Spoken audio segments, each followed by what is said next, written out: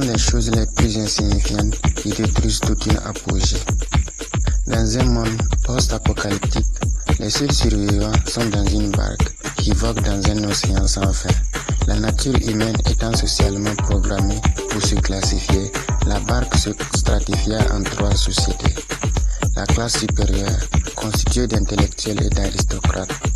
La classe moyenne, habitée par les encadreurs et les banquiers. La classe inférieure, peuplée par les artistes et les artisans. La conception de la barque est d'une telle ingéniosité que la classe inférieure, pour se servir en eau, doit traverser l'étage moyen jusqu'au supérieur.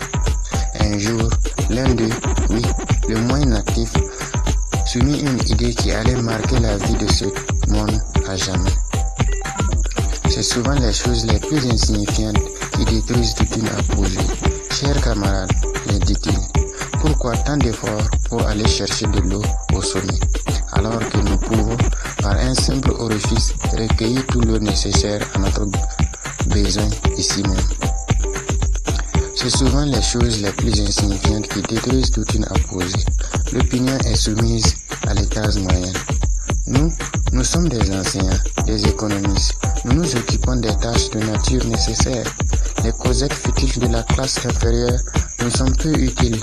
Ce que vous ferez vous importe, répond la classe moyenne. C'est souvent les choses les plus insignifiantes qui détruisent toute une apogée. L'opinion fut soumise à l'étage supérieur. Non, nous sommes des cadres supérieurs. Nous nous occupons des tâches nobles et dignes de notre statut. Nous ne rabaisserons pas à des œuvres aussi basses. Votre verbiage nous importe peu. Vos projets vous incombent, répondit la classe supérieure. C'est souvent les choses les plus insignifiantes qui détruisent toute une apogée. D'un coup, à la coque, un modeste trou est perché. Les habitants se servirent aisément l'eau qui jaillissait. Mais la pression de l'eau élargit l'orifice. C'est souvent les choses les plus insignifiantes qui détruisent toute une civilisation. Bientôt, l'étage fut inondé. Ils implorèrent l'aide aux étages supérieurs, mais hélas, ce sont les artistes et les artisans. Laissez-les périr, ça fait des plaintes en moins. Se réjouissent les classes moyennes et supérieures. C'est souvent les choses les plus insignifiantes qui détruisent toute une apogée. Puis, l'étage moyen est inondé. Non, ils n'ont pas été sauvés aussi. Ce sont des simples enseignants et banquiers. Laissez-les mourir. Ce sont des dépenses en moins, s'écrit la classe supérieure. C'est souvent les choses les plus insignifiantes qui détruisent toute une apogée. Enfin, l'étage supérieur est inondé. La dernière race humaine a disparu à jamais. Moralité 1. Analysons les conséquences de chaque idée avant de l'appliquer. Moralité 2. Dans une société, nul ne doit se croire plus important que le sort d'une classe.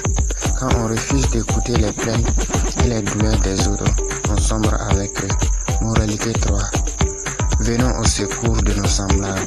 Le malheur des uns peut engendrer le malheur des autres. Dans ce monde, nous sommes tous dans une barque qui vogue dans un immense mer et la vie. Notre interdépendance et le respect de la place de chacun conduiraient notre barque à bon port. Notre union fait notre force. Vive l'humanité unie.